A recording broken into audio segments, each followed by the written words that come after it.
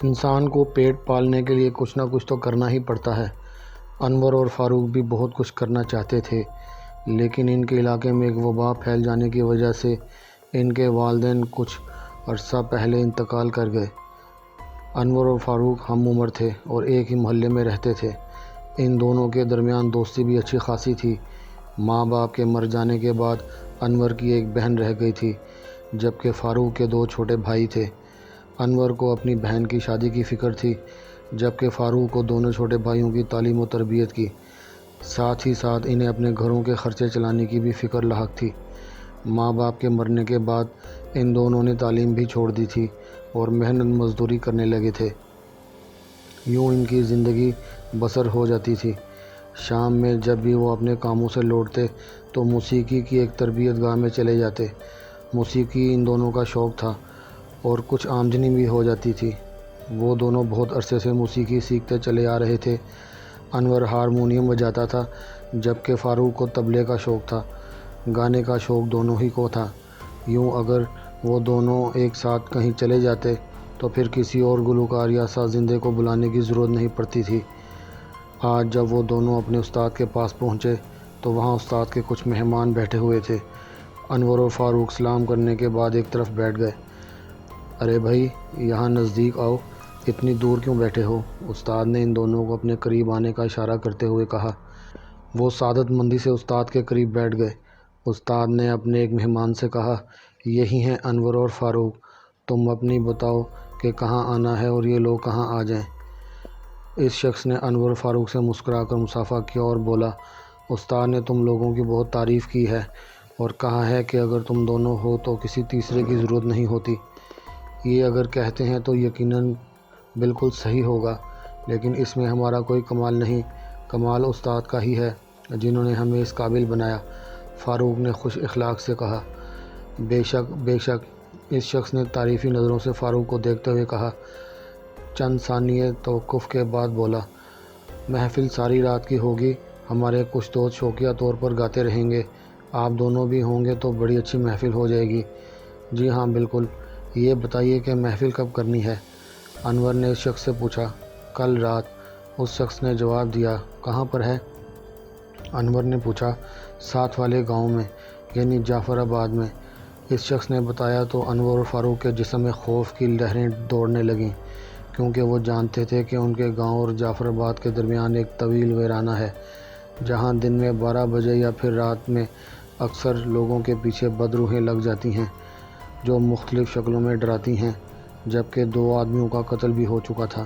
ان کے بارے میں کچھ لوگوں کا خیال تھا کہ انہیں بدروحوں نے مارا ہے، جبکہ کچھ لوگوں کا کہنا تھا کہ ان کے دشمنوں نے مارا ہے۔ تم کس سوچ میں پڑ گئے ہو؟ اس شخص نے انور اور فاروق سے پوچھا۔ نہیں، کوئی خاص بات نہیں، فاروق نے مسکرا کر کہا۔ دیکھو، پیسوں کی فکر نہ کرو، استاد نے مجھے بتا دیا ہے کہ تم لوگوں کو آتے ہوئے کتنے پیسے دینے ہیں، اس شخص نے کہا۔ نہیں نہیں، پیسوں کی تو کوئی بات نہیں، استاد کا حکم ہو تو پھر پیسوں پر تو ہم بات ہی نہیں کر سکتے، انور نے کہا۔ تو پھر بتاؤ، اگر کوئی مسئلہ ہے تو، اس شخص نے پوچھا۔ کوئی مسئلہ نہیں، فاروق نے کہا۔ تو پھر کل آپ لوگ آ رہے ہیں؟ اس شخص نے پوچھا۔ جی ہاں بالکل، ہم لوگ پہنچ جائیں گے، انور نے یقین دلایا۔ اچھی بات ہے، تو پھر آپ استاد سے پوچھ لینا ہمارا پتہ، اس شخص نے کہا۔ جی بہتر، انور نے کہا۔ تو وہ شخص استاد سے بولا، اچھا اب آپ اجازت دیں، کل ہم لوگ ان دونوں کا انتظار کریں گے، آپ بے فکر ہیں، ہم دونوں صحیح وقت پر پہنچ جائیں گے، استاد نے اس شخص سے کہا۔ اور وہ شخص اور اس کے ساتھی سلام کرنے کے بعد چلے گئے۔ یہ میرے خاص دوست ہیں، دونوں کو ہر حال میں وہاں پہنچنا ہے۔ ویسے میں جانتا ہوں کہ تم دونوں کیوں پریشان ہو، تم لوگ رات ہونے سے پہلے وہاں پہنچ جانا، اس طرح راستے میں رات نہیں ہوگی اور تم لوگ آرام سے وہاں پہنچ جاؤ گے، استاد نے کہا۔ ارے استاد، آپ فکر نہ کریں، آپ کا حکم ہو گیا ہے، اب ہم ضرور وہاں پہنچیں گے۔ ویسے آپ نے صحیح اندازہ لگایا ہم دونوں کیوں پریشان ہو گئے تھے، اور اب آپ نے جو کہا ہے کہ ہم جلدی یہاں سے نکل جائیں گے اور رات ہونے سے پہلے آپ کے دوستوں کے یہاں پہنچ جائیں گے، تو یہ انتہائی مناسب طریقہ ہے، انور نے کہا۔ مجھے تم لوگوں سے یہی امید ہے، تم لوگ کبھی میری بات نہیں ٹالو گے، استاد نے خوش ہو کر کہا۔ استاد، آپ کو میری طرف سے امید نہیں بلکہ یقین ہونا چاہیے کہ ہم آپ کی بات کبھی نہیں ٹالیں گے۔ فاروق نے سعادت مندی سے کہا۔ بہت خوب، بہت خوب، استاد نے اس کا شانہ تھپ تھپاتے ہوئے کہا۔ تو کچھ دیر کے بعد وہ بولے، کیا کل والا سبق تم لوگوں کو یاد ہے؟ جی ہاں استاد، مجھے یاد ہو گیا ہے، انور نے کہا۔ مجھے بھی یاد ہو گیا ہے استاد، فاروق نے بتایا۔ تو پھر ٹھیک ہے، مجھے سناؤ، استاد نے ہارمونیم اپنے قریب کرتے ہوئے کہا۔ دوسرے دن انور اور فاروق نے اپنے کاموں سے ذرا جلدی چھٹی کر لی۔ گھر پر انہوں نے بتا دیا کہ آج رات نہیں آئیں گے۔ اس کے بعد وہ استاد کے پاس پہنچ گئے۔ شام کے 4 بج رہے تھے۔ ان دونوں نے اپنی سائیکلوں کے پیچھے ہارمونیم اور تلبرہ رکھا اور روانہ ہو گئے۔ انہیں امید تھی کہ 5 بجے تک وہ لوگ جعفر آباد پہنچ جائیں گے، جبکہ اندھیرا 6 بجے تک پھیلتا ہے۔ ہمیں رفتار ذرا تیز کر لینی چاہیے، انور نے کہا۔ یار استاد کا حکم ہے ورنہ میں کبھی نہیں جاتا، فاروق نے انور کی بات پر کچھ کہنے کی بجائے کہا، لیکن پھر اس نے سائیکل کی رفتار کو تیز کر کے ثابت کر دیا کہ انور کی بات سے متفق ہے۔ یار یہ بات تم نے صحیح کہی، اگر استاد کا حکم نہ ہوتا تو میں کبھی نہ جاتا۔ خیر، ہم زیادہ فکر مند نہیں ہونا چاہیے کیونکہ ابھی بہت وقت اندھیرا ہونے میں اور رات ہونے سے پہلے تو اکثر لوگ اس راستے سے آتے جاتے رہتے ہیں، فاروق نے کہا۔ وہ دونوں کافی دیر تک تیز رفتاری کے ساتھ سائیکل چلاتے رہے۔ ایک جگہ پہنچ کر انور بولا، لو بھائی، یہ وہ جگہ ہے جہاں سے کہا جاتا ہے کہ صحیح معنوں میں ویرانہ شروع ہوتا ہے۔ ہاں تم صحیح کہتے ہو، یہیں سے دراصل ویرانہ شروع ہوتا ہے، کیونکہ یہاں تک تو لوگ زیادہ تر آتے جاتے ہی رہتے ہیں، فاروق نے کہا۔ اور پانی کے ٹینکر بھی یہاں تک آتے ہیں جن کا پانی کا کام صبح شام کا ہے، انور نے کہا۔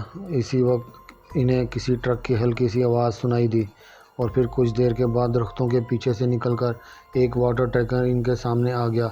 ان کے قریب سے گزرتا ہوا ان کے گاؤں کی طرف چلا گیا۔ تقریباً 10 منٹ تک وہ لوگ تیز رفتاری سے ویران علاقے میں سفر کرتے رہے اور پھر ایک دھماکہ سن کر دونوں ہی اچھل پڑے۔ اوہ یہ کیا ہو گیا، انور نے سائیکل روکتے ہوئے کہا۔ اس کی نظر سائیکل کے اگلے ٹائر پر تھی۔ وہ پنکچر ہو گیا تھا اور دھماکے کی آواز اس کی وجہ سے پیدا ہو گئی تھی۔ فاروق نے بھی اپنی سائیکل روک لی اور اس سے لڑزتے ہوئے پریشان لہجے میں بولا، یار یہ تو بڑی پریشانی والی بات ہو گئی، میرے تو ذہن میں یہ بات آئی نہیں کہ ایسا ہو سکتا ہے، جبکہ یہ تو ایک عام سی بات ہے۔ کیا تمہارے ذہن میں بھی یہ بات نہیں آئی تھی؟ انور پریشان لہجے میں فاروق سے پوچھا اور سائیکل کو کھڑا کر کے ٹائر کا جائزہ لینے لگا۔ یار یہ بات تو میرے ذہن میں نہیں آئی تھی، فاروق نے اپنا سر کھجاتے ہوئے کہا۔ اب کیا کریں یار، اگر ویرانہ شروع ہونے سے پہلے یہ واقعہ ہو جاتا تو شاید ہم واپس چلے جاتے، لیکن ہم تو بالکل درمیان میں پھنس چکے ہیں، انور نے کہا۔ ابھی اندھیرا پھیلنے میں کافی دیر ہے، ہمیں تیز تیز پیدل چلنا چاہیے، ہم لوگ اندھیرا پھیلنے سے پہلے اس ویرانے سے نکل جائیں گے۔ تم ٹھیک کہتے ہو، آؤ چلیں، انور نے کہا۔ پھر وہ دونوں سائیکل پکڑ کر تیز تیز چلنے لگے۔ کچھ دور چلنے کے بعد انور کو یہ محسوس ہوا کہ جیسے اس کے لیے سائیکل کو کھینچنا مشکل ہو رہا ہے۔ فاروق نے بھی اس کی حالت دیکھ لی تھی۔ اس نے پوچھا، کیا بات ہے انور، تم کچھ پریشان لگ رہے ہو؟ یار سائیکل کو کھینچنا مشکل ہو رہا ہے، شاید اس لیے کہ سائیکل پنکچر ہو چکی ہے، فاروق نے خیال اظہار کیا۔ نہیں یار، کچھ زیادہ ہی محنت کرنی پڑ رہی ہے سائیکل کھینچنے کے لیے۔ اچھا لاؤ اپنی سائیکل مجھے دے دو اور میرا سائیکل تم لے لو، تم شاید تھک چکے ہو، فاروق نے کہا، اور پھر ان دونوں نے ایک دوسرے کی سائیکل پکڑ لی۔ تھوڑی دور جانے کے بعد انور کو فاروق والی سائیکل بھی کھینچنی مشکل ہو گئی۔ ادھر فاروق کو بھی سائیکل کھینچنا مشکل پڑ رہا تھا۔ انور رک گیا اور بولا، یار فاروق، تمہاری سائیکل کھینچنا بھی میرے لیے مشکل ہو رہا ہے اور مجھ سے یہ سائیکل نہیں کھینچی جا رہی، فاروق نے انور سے کہا۔ ایسا کیوں ہے؟ آج سے پہلے تو ایسا کبھی نہیں ہوا، انور نے پریشان لہجے میں کہا۔ آؤ ایک بار پھر کوشش کرتے ہیں، فاروق نے انور کی بات پر کوئی تبصرہ کرنے کی بجائے کہا، اور پھر دونوں سائیکلوں کو کھینچنے کی کوشش کرنے لگے۔ لیکن اس مرتبہ تو ان سے چند قدم سے زیادہ سائیکل نہیں کھینچی گئی۔ انور ہامتے ہوئے رک گیا۔ فاروق نے بھی قدم روک لیے۔ اچانک فاروق کی نظر آسمان پر پڑی۔ اس کا دل تیزی سے دھڑکنے لگا کیونکہ کالے کالے بادل تیزی سے آسمان کو اپنی لپیٹ میں لے رہے تھے۔ یار بڑی مشکل ہو جائے گی، اس نے کہا تو انور نے بھی آسمان کی طرف دیکھا۔ وہ بھی پریشان ہو گیا اور بولا، اگر بارش شروع ہو گئی تو ہمارے لیے مصیبت ہو جائے گی، اب کیا کریں؟ سائیکل آگے کھینچی نہیں جا رہی اور بادل تیزی سے آ رہے ہیں۔ فاروق نے پریشان لہجے میں کہا، ایک بار اور سائیکل کھینچنے کی کوشش کرتے ہیں ہم لوگ، اور اگر تب بھی ناکام ہو گئے تو پھر ہمارے لیے بہتر یہی ہوگا کہ ہم پیدل ہی اس علاقے سے نکل جائیں۔ فاروق نے اس بات میں گردن ہلا کر کہا، یہ تو تم ٹھیک کہہ رہے ہو، اگر ہم سائیکلوں کے چکر میں لگے رہے تو خود پھنس کر رہ جائیں گے۔ پھر ان دونوں سائیکلوں کو زور دے کر آگے بڑھانے کی کوشش شروع کر دی، لیکن 2-4 قدم سے زیادہ آگے نہیں بڑھ سکے۔ بس اب ان سائیکلوں کو چھوڑ دو، ہارمونیم اور طبلہ کندھے پر ڈالو اور چلو، انور نے سائیکل کھڑی کرتے ہوئے فاروق سے کہا۔ فاروق نے بھی سائیکل کھڑی کر دی، پھر انہوں نے ہارمونیم اور طبلہ کندھوں پر لٹکائے اور چلنے لگے۔ اچانک بادل زور سے گرجے اور پھر کچھ دیر کے بعد بارش شروع ہو گئی۔ مجھے لگتا ہے کہ ہمیں یہ سامان بھی یہیں چھوڑنا چاہیے، فاروق نے کہا۔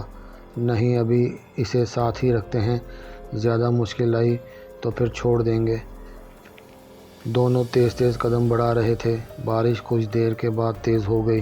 یار، درختوں کے اس جھنڈ کے نیچے چلو، کچھ دیر وہاں کھڑے ہوتے ہیں، ورنہ پوری طرح بھیگ جائیں گے اور سارا سامان خراب ہو جائے گا، فاروق نے کہا تو وہ دونوں درختوں کی طرف تیز تیز قدم اٹھانے لگے۔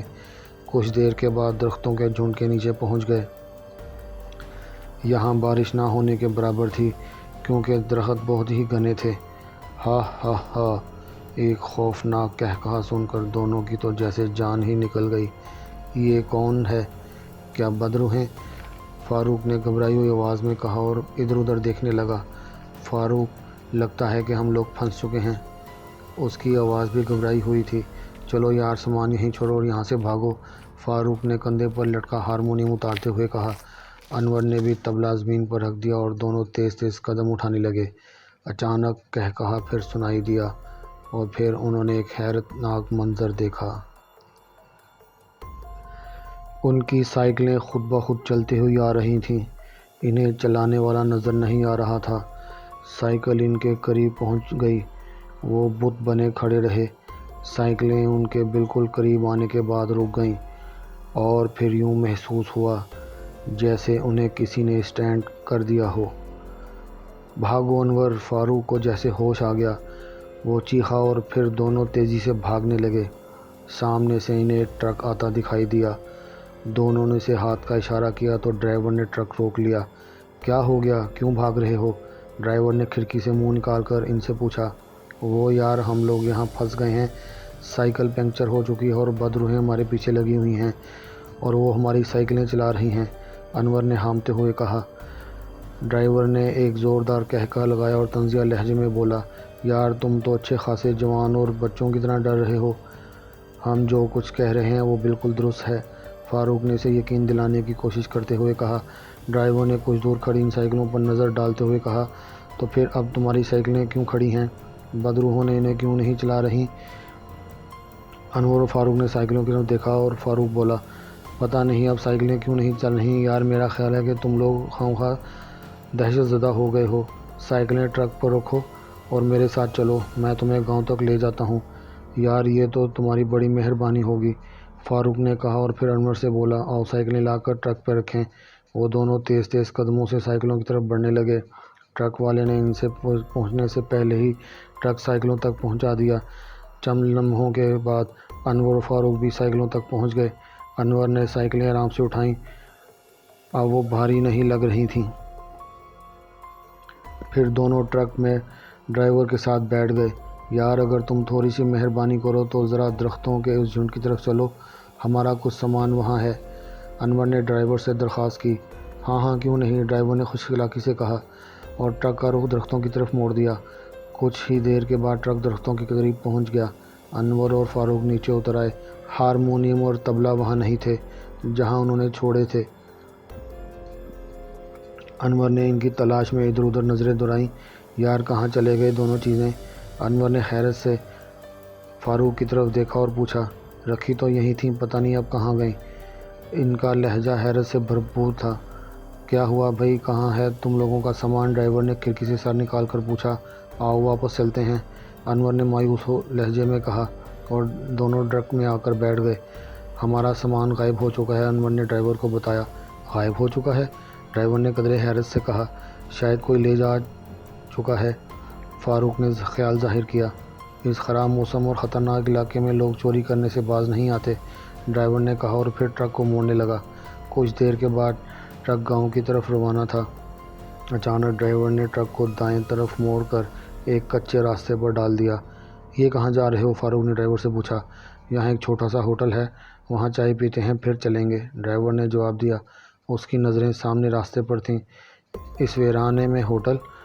فاروق نے حیرت سے کہا۔ ہاں، عام لوگوں کو اس ہوٹل کے بارے میں نہیں معلوم، یہ صرف ٹرک اور بس ڈرائیور وغیرہ ہی کو معلوم ہے، اور ان کی وجہ سے ہوٹل والوں کی اچھی خاصی آمدنی ہو جاتی ہے، ڈرائیور نے بتایا۔ کچھ دیر کے بعد ٹرک ایک کچی دیوار کے قریب رک گیا۔ آؤ چلیں، یہی ہے ہوٹل، ڈرائیور نے فاروق اور انور سے کہا، اور پھر سب ٹرک سے نیچے اتر آئے۔ بارش رک چکی تھی۔ ڈرائیور نے لکڑی کے بڑے سے گیٹ کو دھکا دیا تو وہ کھل گیا۔ سامنے ایک بڑا میدان نظر آیا۔ وہاں لکڑی کی کچھ چیزیں اور کرسیاں پڑی تھیں جو بارش کی وجہ سے بھیگ چکی تھیں۔ میدان سے آگے ایک برآمدہ تھا، اس سے آگے کوئی کمرہ وغیرہ بنا ہوا تھا جس کا دروازہ نظر آ رہا تھا۔ ڈرائیور فاروق اور انور کو لے کر اس دروازے تک پہنچ گیا، پھر اس نے دروازے پر ہاتھ رکھ کر ہلکا سا دباؤ ڈالا۔ دروازہ چڑچڑاہٹ کے ساتھ کھل گیا۔ اندر ایک بہت بڑا سا ہال بنا ہوا تھا، اس میں بہت سی میز اور کرسیاں پڑی تھیں جس پر کچھ لوگ بیٹھے تھے۔ ایک جانب مٹی کے چولہے پر ایک بڑھیا چائے بنا رہی تھی، جبکہ ایک بوڑھا لوگوں کو چائے دے رہا تھا۔ ڈرائیور فاروق اور انور کے ساتھ ایک میز کے گرد بڑی کرسیوں پر بیٹھ گیا۔ چائے دینے والا بوڑھا قریب سے گزرا تو ڈرائیور نے اس سے کہا، کمار جی ہمیں بھی تو کچھ پلا دیجیے، سب کو ملے گی چائے، بوڑھے کمار جی نے سپاٹ لہجے میں کہا اور بڑھیا کی طرف چلا گیا۔ کچھ دیر کے بعد اس نے چائے لا کر ڈرائیور فاروق اور انور کے سامنے رکھ دی۔ لو بھئی چائے پیو، ڈرائیور نے چائے کا کپ اٹھا کر ہونٹوں سے لگاتے ہوئے کہا۔ فاروق نے بھی اپنے سامنے رکھا کپ اٹھایا اور پھر اس نے جو ہی ایک گھونٹ لیا تو برا سا منہ بنانے لگا۔ اتنی ٹھنڈی چائے، یوں لگتا ہے برف کا شربت ہو۔ اصل میں موسم ٹھنڈا ہو گیا ہے نا، ڈرائیور نے مسکرا کر کہا۔ انور نے بھی چائے کا گھونٹ لینے کے بعد کہا، یار یہ تو بالکل ہی یخ ہے، چلو اب جیسی بھی ہے پیو، ڈرائیور نے دوستانہ انداز میں کہا۔ لیکن یہ تو بہت حیرت ناک بات ہے، بوڑھا میرے سامنے چولہے سے اتری ہوئی چائے لے کر آیا ہے، اتنی سی دیر میں یہ کیسے بالکل ٹھنڈی ہو گئی؟ فاروق نے کہا۔ یہ تو پتہ نہیں کیسے ٹھنڈی ہو گئی، ہمیں تو چائے پینے سے مطلب، ڈرائیور نے بے نیازی سے کہا اور چائے کا گھونٹ بھرنے لگا۔ کچھ دیر کے بعد ہال کا دروازہ ایک چڑچڑاہٹ کے ساتھ کھل گیا۔ دو حسین و جمیل عورتیں اندر داخل ہوئیں۔ فاروق اور انور ان کے حسن سے اس قدر متاثر تھے کہ ٹکٹکی باندھ کر انہیں دیکھنے لگے۔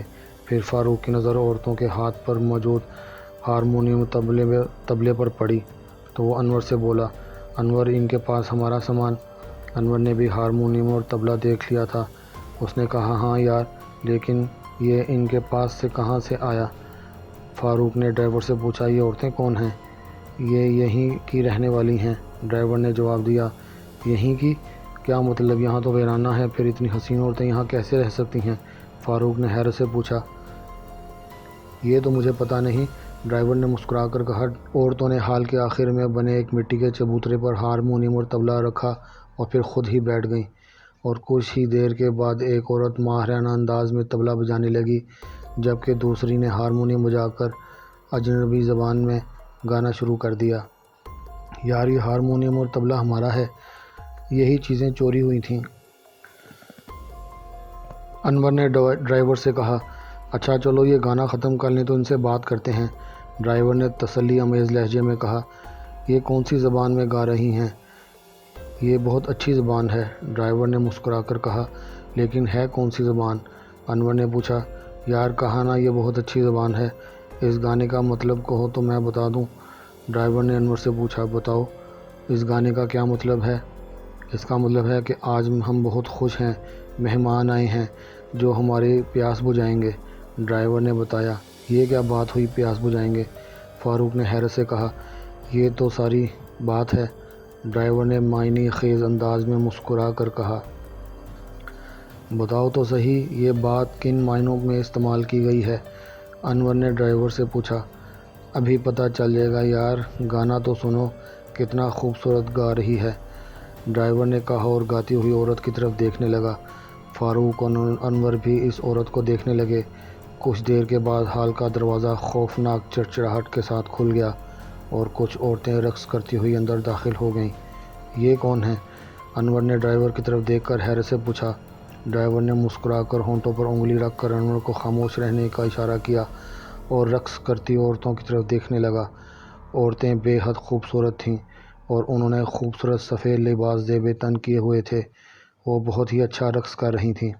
کچھ دیر وہ ڈرائیور، انور اور فاروق کی میز سے دور رقص کرتی رہیں اور پھر ان کی میز کے قریب آ کر رقص کرنے لگیں، اور پھر انور کو اپنی ریڑھ کی ہڈی میں خون کی لہر دوڑتی ہوئی محسوس ہوئی۔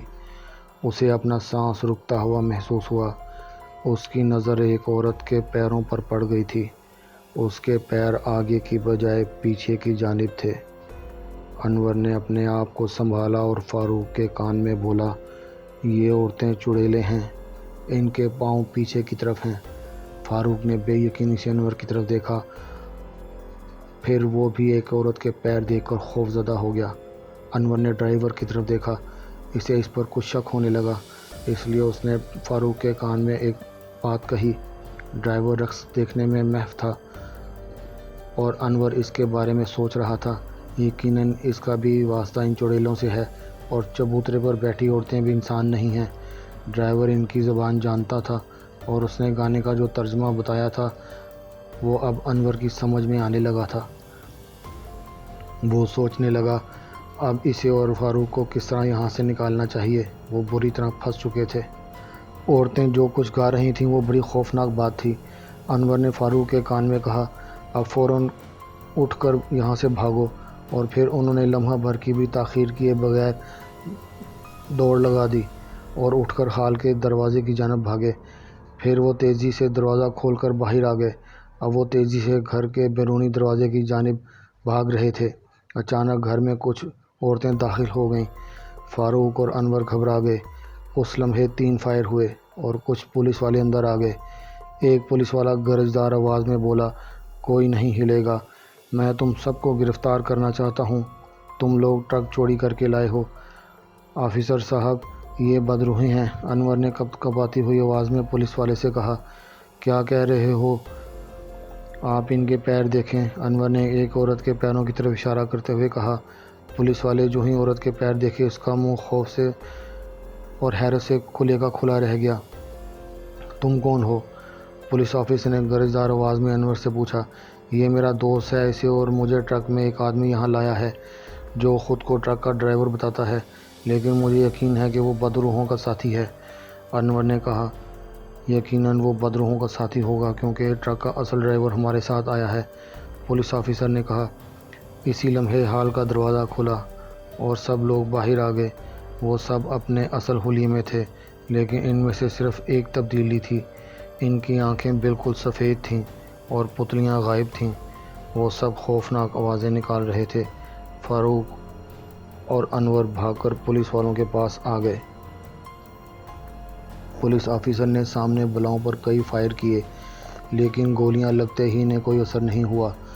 بیٹا، یہ اس طرح قابو نہیں آئیں گی، ایک شخص نے 4 دیواری کے دروازے سے اندر داخل ہوتے ہوئے کہا۔ اس کی کالی داڑھی تھی اور اس نے سر پر سفید ٹوپی پہن رکھی تھی۔ پھر کیسے قابو آئیں گی اللہ بخش؟ پولیس آفیسر نے اس سے پوچھا۔ اللہ بخش نے کچھ پڑھ کر بلاؤں پر پھونکا تو وہ سب چیخنے لگیں۔ اللہ بخش بولا، بس اب باہر جاؤ، یہ بہت دیر تک اس طرح تکلیف میں رہیں گی، تب تک ہم یہاں سے دور نکل جائیں گے۔ وہ سب تیزی کے ساتھ 4 دیواری سے باہر آ گئے۔